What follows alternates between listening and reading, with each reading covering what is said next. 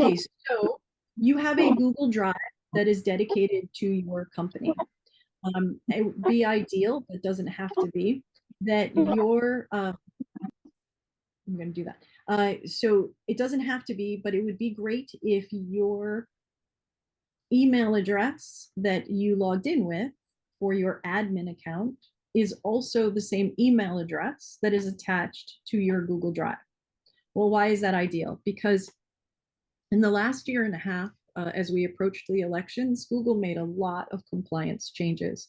So you'll notice that every time that you're in a browser window where you are logged into that window as one user, but you are using the window under another handle, you will run into roadblocks.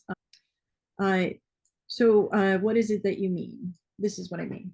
Up in the top right hand corner, I'm going to open up a new tab. This is the easiest way to see it, but you'll see that I have a small icon and a large icon. And when these two things match the browser window, I am logged in as one particular user. At the same time, I am using the window as the same user. So you will find that in your life, you are probably multiple personas, right? I work for All College Pros. I also work for CounselMore. I also work for Higher Grounding. So I have 3 different browser windows for the 3 different jobs I serve.